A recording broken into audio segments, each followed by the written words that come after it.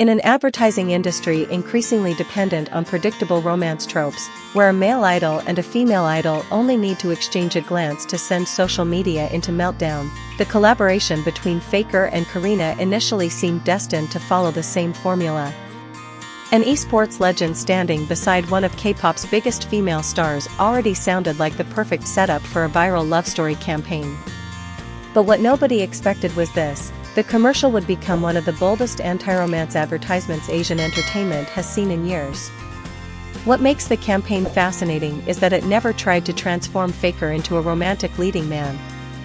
Instead, it fully embraced the very thing that has made him an untouchable icon for over a decade, a man seemingly immune to every emotional distraction outside of gaming. The moment the first teaser dropped, the internet exploded. A single shot of Faker holding Karina's hand was enough to ignite fan wars across social media. Some fans were excited to see the legendary unkillable Demon King finally stepping into a softer, more human side. Others jokingly panicked, believing the cold, hyper-focused Faker image might finally crack. Then the full commercial arrived, and everyone realized they had been masterfully baited by the marketing team.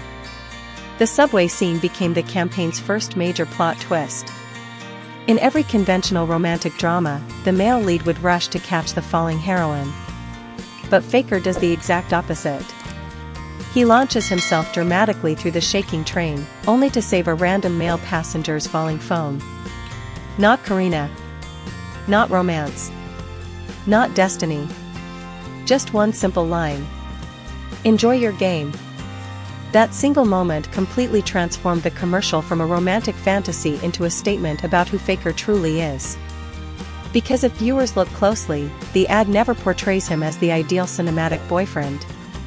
Instead, it presents Faker exactly the way the public has loved him for years, a genius whose strongest emotional connection is still gaming.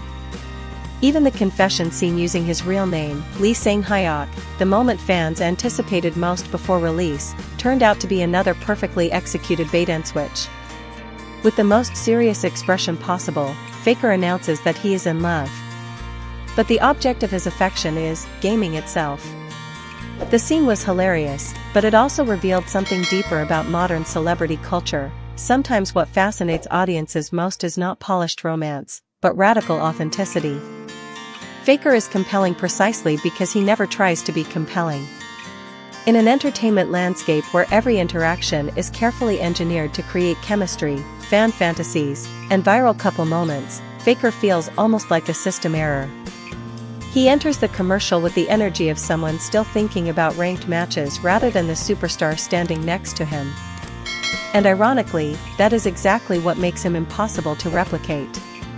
Karina, throughout the commercial, almost becomes a stand-in for the audience itself. Her confused expressions after every unexpected twist became a running joke online, with many viewers claiming she probably did not even need to act. Because not only Karina, but the entire audience kept getting tricked in the funniest possible way. The cafe scene especially became the perfect conclusion to the entire concept.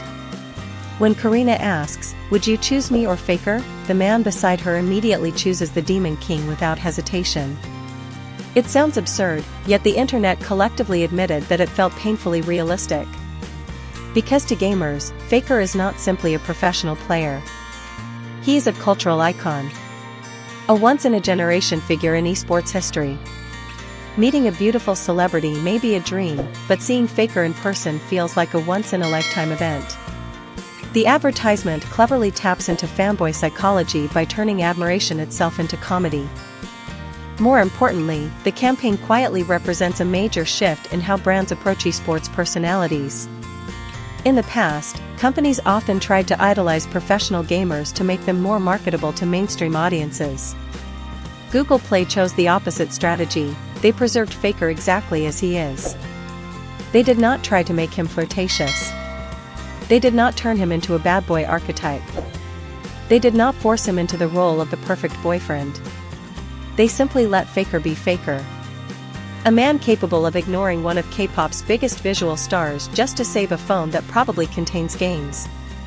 That is why the campaign spread so explosively online. It was never really selling romance. It was selling authenticity, something increasingly rare in an era where nearly every piece of content feels algorithmically manufactured. And perhaps the greatest irony of all is this. Because Faker completely failed at being a romantic male lead, he accidentally became the most fascinating leading man on the internet this week. In a world where everyone tries desperately to appear perfect, Faker's complete emotional cluelessness somehow became the most attractive quality of all.